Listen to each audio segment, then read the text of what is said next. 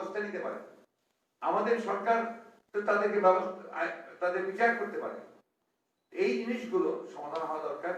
একটা মর্যাদাপূর্ণ আপনার সম্পর্ক, একটা পারস্পরিক মর্যাদার ভিত্তিতে একটা সম্পর্ক গড়ে ওঠা খুব জরুরি।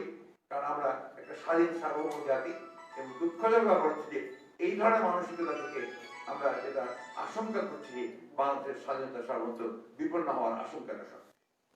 আপনি কোন সমস্যাটা সমাধান করতে পারেন? রোহিঙ্গা সমস্যার কোন সমাধানই তারা করতে পারে এখন পর্যন্ত।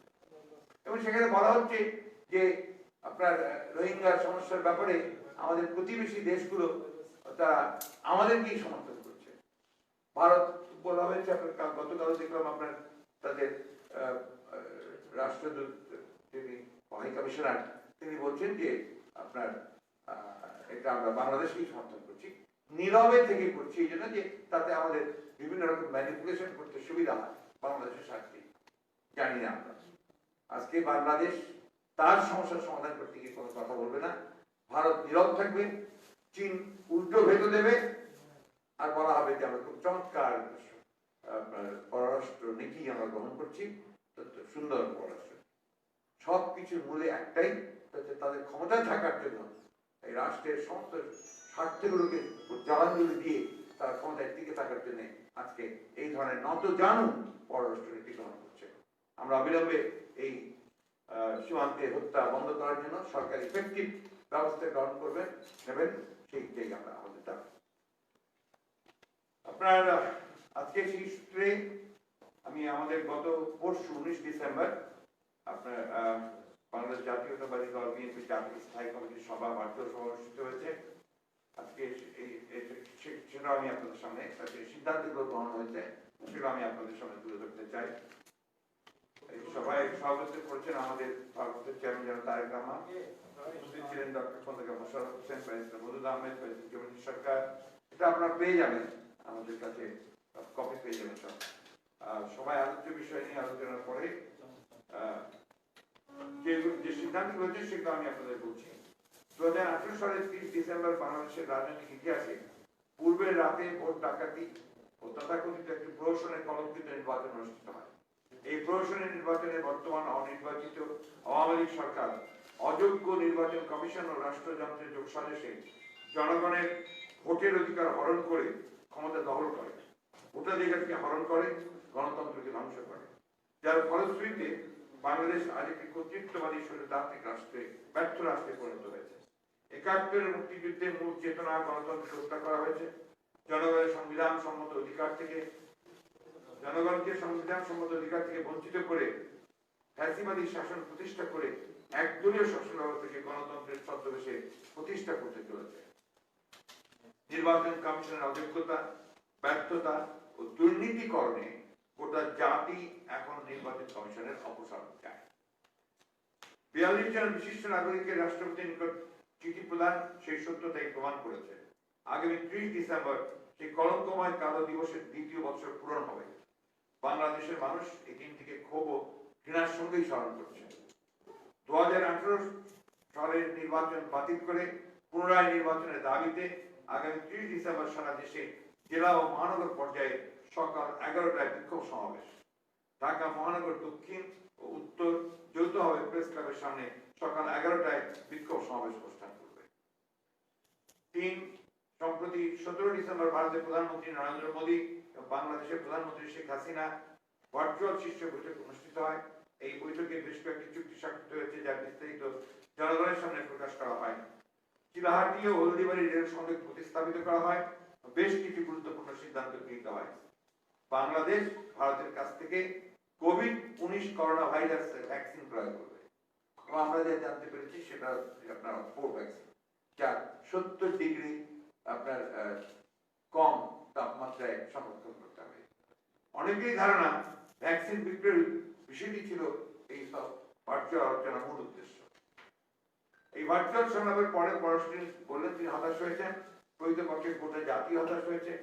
ভারতের সঙ্গে বাংলাদেশের বিদ্যমান সমস্যাগুলো সমাধান তো হচ্ছেই না, অধিকন্তু বাংলাদেশের এই অনির্বাচিত নতজানু সরকার বাংলাদেশের স্বার্থ জলাঞ্জলি দিয়ে ভারতের স্বার্থ বাস্তবায়ন করছে। অভিন্ন নদীগুলোর পানির ন্যায্য হিসাব কোনো সমঝোতা হয়নি। বিশেষ করে তিস্তা নদীর পানি বন্টনের চুক্তির বিষয়ে বারবার আশ্বাস দিয়ে এখন পর্যন্ত ইতিবাচক কোনো সমাধান হয়নি। দীর্ঘদিন ধরে বাংলাদেশ ভারত সীমান্তে বাংলাদেশের নাগরিকদের বিনা বিচারে ভারতীয় সীমান্ত রক্ষী বাহিনী হত্যা করছে, যা বর্তমান বিশ্বে মানবাধিকারের চরম লঙ্ঘন। স্বাধীনতা ও সার্বভৌমত্বের প্রতি হুমকি স্বরূপ বিনা বিচারে ভারতীয় সীমান্ত রক্ষীরা বাংলাদেশের নাগরিকদের হত্যা বাংলাদেশের মানুষের কাছে কোনোভাবেই গ্রহণযোগ্য নয়। 1972 থেকে আজ পর্যন্ত মোট 1510 জন এবং 2008 থেকে 220 পর্যন্ত 439 জনকে হত্যা করা হয়েছে। সভা সীমান্তে হত্যা বন্ধে বাংলাদেশের সরকারকে কার্যকরী ব্যবস্থা গ্রহণের জন্য আহ্বান জানায়। 4 কোভিড-19 করোনা ভাইরাসের ভ্যাকসিন সংগ্রহ বিতরণের একটি পরিকল্পনা সরকার প্রকাশ করলেও তা জনগণের কাছে স্পষ্ট নয়। ভ্যাকসিন সংগ্রহ, তার সংরক্ষণ, পরিবহন, বিতরণের বিষয়টি অত্যন্ত গুরুত্বের সঙ্গে সম্পন্ন করা জরুরি। সংরক্ষিত ভ্যাকসিন সুনির্দিষ্ট তাপমাত্রায় সংরক্ষণ, দেশের প্রতিটি জেলা উপজেলায় বিতরণ এবং নীতিমালা সঠিকভাবে পালন করে ভ্যাকসিন গ্রহীতার কাছে ভ্যাকসিন প্রয়োগ পর্যন্ত একটি টেকনিক্যাল বিষয় হওয়ায় ভ্যাকসিন সংশ্লিষ্ট কর্মীদের যথাযথ প্রশিক্ষণ অত্যন্ত গুরুত্বপূর্ণ। এই বিষয়গুলো সম্পর্কে কোনো বিলম্ব না করে রোডম্যাপ প্রণয়ন, জনগণের কাছে স্পষ্টভাবে অবহিতকরণ এবং সকল ক্ষেত্রে জবাবদিহিতা নিশ্চিতকরণ, জনগণের স্বাস্থ্য নিরাপত্তাকে সর্বাধিক গুরুত্ব দিয়ে পুরো পরিকল্পনা জনসম্মুখে প্রকাশ করার প্রয়োজন বলে সভা মনে করে। 5 সভায় প্রথম ও দ্বিতীয় পর্যায়ে অনুষ্ঠিত পৌরসভা নির্বাচনের পরিবেশ, নির্বাচন কমিশনের ব্যর্থতা নিয়ে আলোচনা হয়। স্থানীয় সরকারি নির্বাচনগুলোতে সরকারি দলের ভোট দখলের কার্যক্রম অব্যাহতভাবে চলতে থাকা এবং নির্বাচন কমিশনের পক্ষপাতমূলক নির্বাচন পরিচালনায় তীব্র নিন্দা ও প্রতিবাদ জানানো হয়। আবারও প্রমাণিত হয়েছে যে বর্তমান অনির্বাচিত সরকারের অধীনে এবং এই সম্পূর্ণ অযোগ্য দুর্নীতিগ্রস্ত নির্বাচন কমিশনের পরিচালনায় স্থানীয় সরকার নির্বাচন অবাধ ও সুষ্ঠু হতে পারে না। তথাপি গণতান্ত্রিক আন্দোলনের অংশ হিসাবে স্থানীয় সরকার নির্বাচনে অংশগ্রহণের সিদ্ধান্ত অনুযায়ী ভবিষ্যতে স্থানীয় সরকার নির্বাচনগুলোতে অংশগ্রহণের সিদ্ধান্ত নেওয়া হয়। 6 ভ্রান্ত নীতি ও শিক্ষা ব্যবস্থায় দুর্নীতির কারণে বাংলাদেশ একটি শিক্ষা প্রতিবন্ধী জাতি হিসেবে পরিণত হতে চলেছে। বৈশ্বিক সূচকে 138টি দেশের মধ্যে বাংলাদেশের অবস্থান 112তম। দক্ষিণ এশিয়ায় সর্বনিম্ন হওয়ায় সবাই হতাশা ও সরকারের ব্যর্থতায় সমালোচনা করা হয়। সভা শেষে অতি সর্বত ধন্যবাদ জানিয়ে সবার মধ্যে নির্বাচন 2018 সালের 30 ডিসেম্বর নির্বাচন 29 ডিসেম্বর রাতেই ভোট হয়ে যাওয়া, যার জন্য আপনারা প্রতিবাদ করবেন আগামী 30 ডিসেম্বর ঢাকা শহরে। এই প্রতিবাদ কর্মসূচিতে আপনাদের দলের ভাইস চেয়ারম্যান মেজর অবসরপ্রাপ্ত হাফিজউদ্দিন আহমেদ বিক্রম সহ সব মুক্তিযোদ্ধারা থাকবে। আমাদের সকল এখন পর্যন্ত সকল মুক্তিযোদ্ধা, সকল ভাইস চেয়ারম্যান সবাই আছেন। কোথাও কারো যাওয়ার কোনো সমস্যা তো হয়নি, সে ধরনের কোনো পরিস্থিতি নেই, পরিবেশ নেই।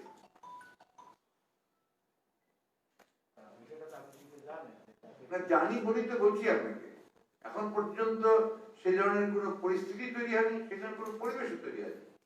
অত্যন্ত বিএনপি এখনো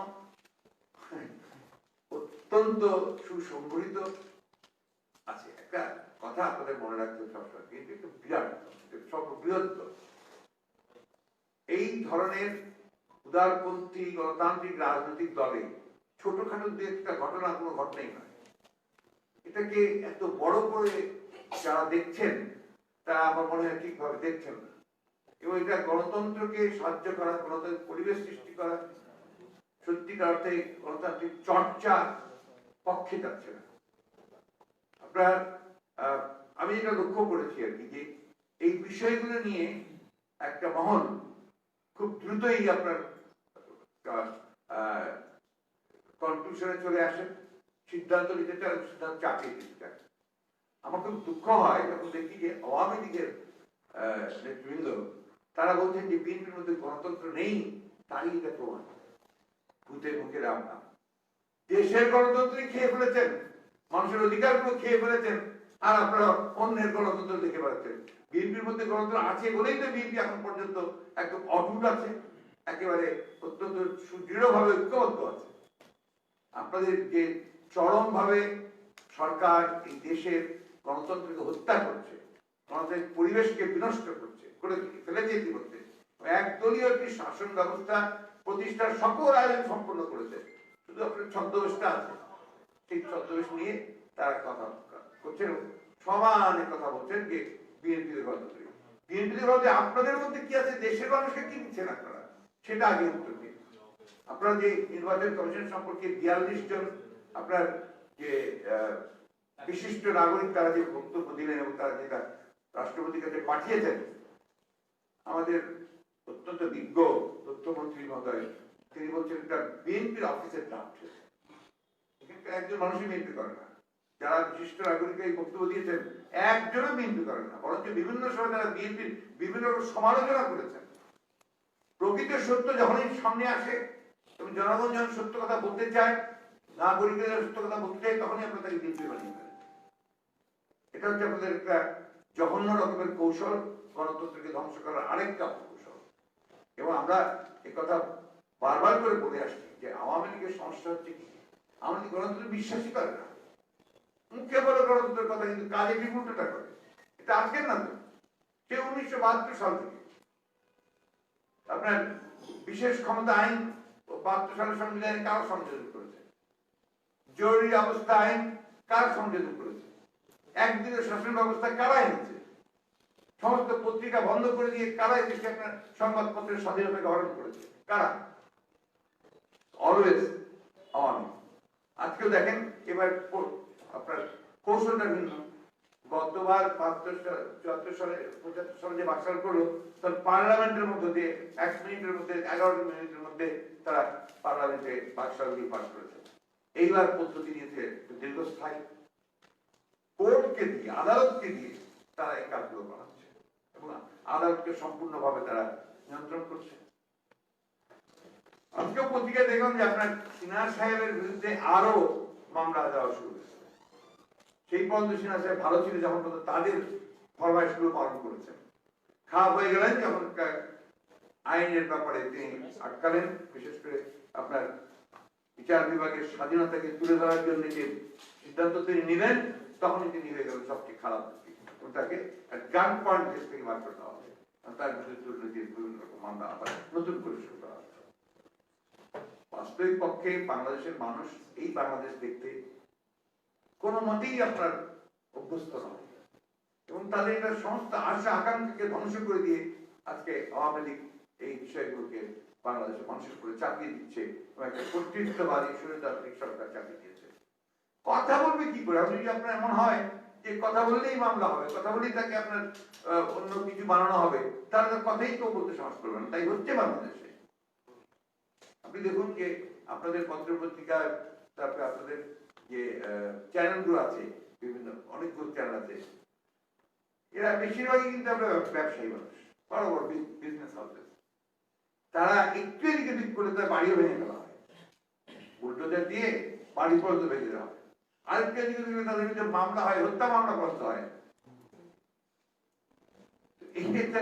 এই দেশকে এখন আপনারা যদি তারা বলতে যায় এই ধরনের কথাগুলো, তো এই ভূতের মুখে রাম নাম ছাড়া তার কিছু বলা যাবে না। আমার প্রশ্ন ছিল, আপনার দলের ভাইস চেয়ারম্যান রাজনীতির নামকে যে শপথ দেওয়া হয়েছে এবং সেই শপথে দেওয়া তিনি দিয়েছেন, কিন্তু তিনি দলে থাকবেন কিনা তা এখন আপনাদের হচ্ছে। উনি কি বলেছেন? উনি বলেছেন যে আমার দল। আমরা কি পাল্টা কিছু বলেছি এই বিষয়ে? এখন পর্যন্ত আমরা কি পাল্টা কিছু বলেছি? খোলাসাই তো করছি, আর খোলাসাই তো করছি আপনাদের কাছে। আমি কি আপনার এখানে ওনার বক্তব্য উনি যা বলেছেন, আর আমাদের কাছে আপনার যেটা যখন আমাদের আপনার স্ট্যান্ডিং কমিটির যেটা আমাদের বিধান আছে, এটা তো এখন পর্যন্ত কোনো সিদ্ধান্ত হয়নি। তো আপনারা এটা নিয়ে এত করছেন কেন? বহু ঘটনা আছে যেগুলো আপনার সিদ্ধান্ত হয় না বা হয় না, বা আপনার অ্যাকসেপ্ট করা হয় বা হয় না। একজন একটা রাজনৈতিক দলের একজন আপনার উচ্চ পর্যায়ের নেতা এবং নিঃসন্দেহে এটা আপনাদের প্রেসের কাছে আসবে, এটা আপনার কনসার্ন হবে, কিন্তু এটা একটা নতুন ব্যাপার না। বহু আগে সবটি হচ্ছে। আমি এর আগের দিনও বলেছি আপনাদেরকে, ভারতে 22 জন একদম শীর্ষ আপনার কংগ্রেসের নেতা তারা ওপেন চিঠি, খোলা চিঠি দিয়েছেন সোনিয়া গান্ধী বা রাহুল গান্ধী, তাই না? কই তারা থেকে বহিষ্কার হন, বহিষ্কার হয়েছেন? That is the practice in a democratic party. Democratic party এটাই প্র্যাকটিস। কখনো আপনার এই ধরনের হবে, কখনো হবে না, কখনো থাকবে, এটা নিয়ে আপনার এত মাথা ব্যথার কোনো কারণ নেই। যাদের মাথা ব্যথা আমাদের মাথা ব্যথা আমাদের থাকবে। উনি তো কিছু মানে বেশ গুরুতর অভিযোগ এনেছেন। এক নম্বর ওই অভিযোগগুলো উনি এনেছেন ওনার মতো করে উনি মাননীয় একটু বলি তাহলে আমি জানি তো পুরোটা আমি শুনেছি, আমি দেখেছি। উনি বলেছেন বিএনপিতে মুক্তিযোদ্ধাদের কোণঠাসা করে রাখার একটা অপচেষ্টা হচ্ছে। এই সমস্ত এক, উনি বলেছেন দুই নাম্বার হচ্ছে যে ওনাকে এই যে চিঠিটা দেওয়া হয়েছে দলীয় সিদ্ধান্তে চিঠি দেওয়া হয়নি, একক ব্যক্তি, উনি নাম উল্লেখ করে বলেছেন একক ব্যক্তি এই চিঠিটি স্বপ্রণোদিত হয়ে এই চিঠিটি দেওয়া হয়েছে, এটা আপনাদের দলীয় সিদ্ধান্ত ছিল না। আদৌ কি এটা আপনাদের দলীয় সিদ্ধান্ত ছিল কিনা? দুই তিন হচ্ছে যে উনি পদত্যাগ করতেন কিন্তু আপনাদের পরবর্তী শোকজের জবাবের পরে উনি মানে পরবর্তী সিদ্ধান্ত নেবেন এবং চারটা পরামর্শ উনি দিয়েছেন। হ্যাঁ, আপনাদের মনোনয়ন পদত্যাগ করবেন এই কথা উনি বলেননি। উনি মনোনয়ন বাণিজ্যের ব্যাপারে আপনাদের তদন্ত করতে বলেছেন, কাউন্সিল করার এরকম চারটা সুপারিশ দিয়ে। এই ব্যাপারে আপনারা আসলে কি ভাবছেন, আলোচনা করেছেন? আপনাকে আমি আগেই বলেছি এই ব্যাপারে আমরা এখনো আলোচনা করিনি এবং কোনো সিদ্ধান্ত এখনো হয়নি। তার আগে আপনারা এটাকে নিয়ে এমন লাফালাফি করছেন যেন আপনার সবকিছু চলে যাচ্ছে। এটাতেই গণতন্ত্র ধ্বংস হচ্ছে। গণতন্ত্র যে ধ্বংস হয়ে করে ফেলেছে আওয়ামী লীগ সরকার, সেই বিষয়ে কিন্তু একটা কথা বলেন না, কোথাও দেখি না আপনাদের। You don't ask them even, যখন তারা প্রেস কনফারেন্স করেন তাদেরকে এটা একবার জিজ্ঞেস করে না যে আপনি এটা কেন করলেন, এটা কেন করলেন, এটা করেন না। That is the point. আর ওই পয়েন্টের দিকে যে দেশে এমন একটা ভয় এবং ত্রাসের রাজত্ব তারা তৈরি করেছে যে এখানে আপনারা যারা স্বাধীন সাংবাদিকতা করতে চান তারাও সেটা করতে পারছেন না। সেটা আপনাদের জন্য না, এটা আপনাদের যে সংবাদ সংস্থা, ইলেকট্রনিক চ্যানেল হোক বা আপনার প্রিন্টিং মিডিয়া হোক, আপনাদের বিভিন্ন ম্যানেজমেন্টের কারণে আপনারা এটা পারেন না। কারণ আপনারা বেশিরভাগ ক্ষেত্রে একটা সেলফ সেন্সরশিপ নিয়ে নিয়েছেন। বেশিরভাগ ক্ষেত্রে you have formulated your own policies. এটা করা যাবে, এটা করা যাবে না, এটা করা যাবে, এটা করা যাবে না। তো এইভাবেই তো আপনার গণতন্ত্রের বিকশিত হয়। আপনার শুধু, আমি বারবারই কথাগুলো বলছি, আপনার শুধু বারবার বিরোধী দলকেই ধরবেন। যে বিরোধী দলকে চেষ্টা করছে, লড়াই করছে 35 লক্ষ আসামি, যে বিরোধী দলের তার 500,000 লোক গুম হয়ে গেছে, যার প্রধান নেত্রী, এই দেশের সবচেয়ে জনপ্রিয় নেত্রী, যাকে বিনা কারণে জেলের মধ্যে আটক করে রাখা হয়েছে, তার যদি বলা হচ্ছে গৃহে রাখা হয়েছে, কিন্তু সেটা পুরোপুরি গৃহবন্দী অবস্থা রাখা হয়েছে, যার ভারপ্রাপ্ত চেয়ারম্যান বিদেশে আসতে পারছে না, সে নির্বাচিত। সেই ক্ষেত্রে আপনারা সেগুলো প্রশ্ন একবারও জিজ্ঞেস না করে আপনারা কিন্তু আমাদেরকেই ধরছেন।